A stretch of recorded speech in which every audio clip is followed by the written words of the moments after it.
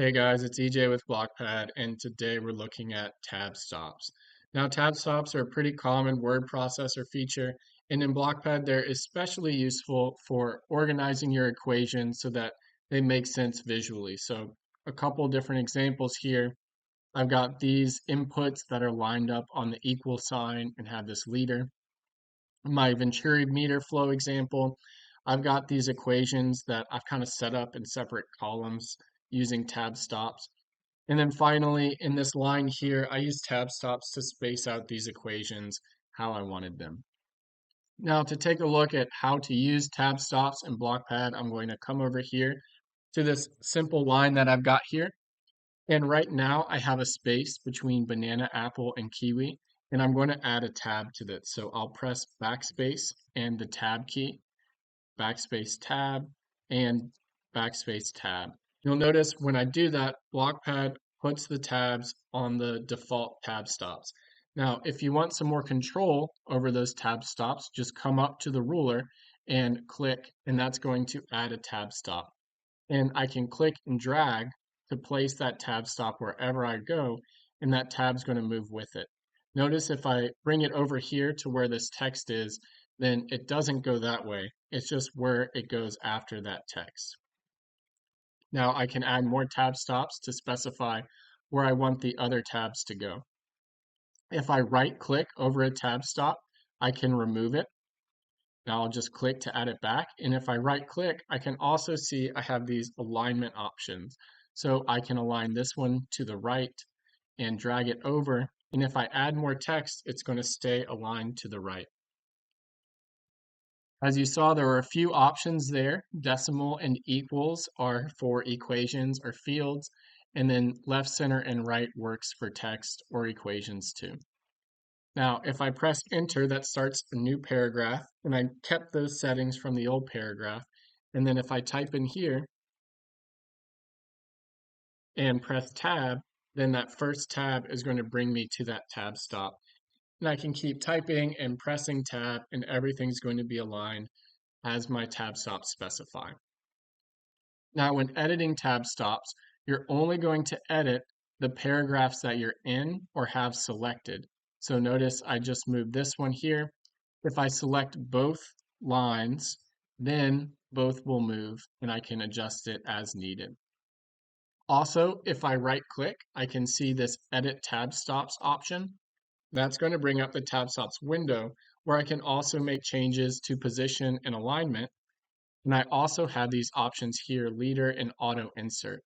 Leader is going to fill in the space between the tabs with the leader you specify. And auto insert is used for new paragraphs.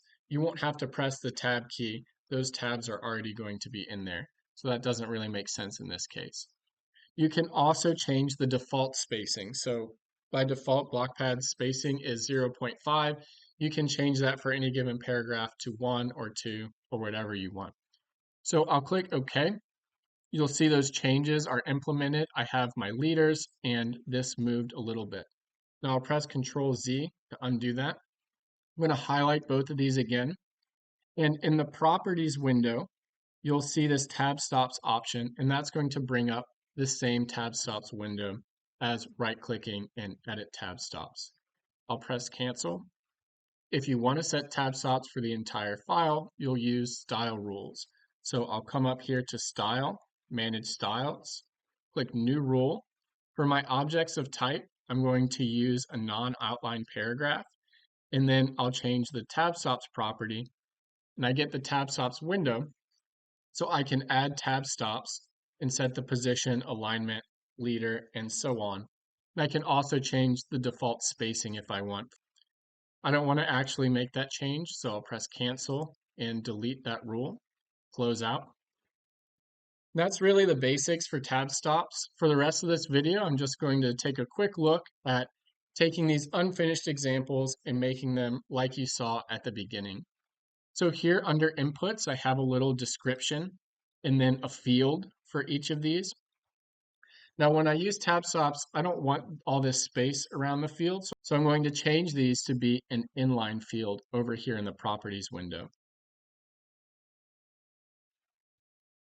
Now to add the tabs, I'm going to press backspace and tab, backspace tab, backspace tab, backspace tab. You'll notice that that aligns these three, but this one's over here because of the text. So I'll select them all and click out here to add my tab stop. That's going to left align them. By right click, I can choose equals, and now that's going to align them on the equal sign. Now I'll right click again and say edit tab stops. I'll change the leader to this dot dot dot and click OK. And now I've got my inputs here set up with those leaders. And if I want to change the spacing, I can just highlight them all and adjust them where I go. For this second example, I already have the tabs between the equations that I want to space out. So I'll just highlight them and click, and that's all I need to do. I can adjust it a little bit as necessary. Now I've got these left and right equations lined up with each other.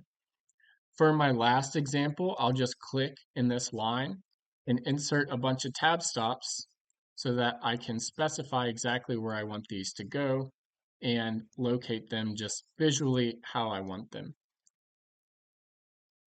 And that's all I've got for you guys today. Let me know if you have any questions in the comments. Thank you.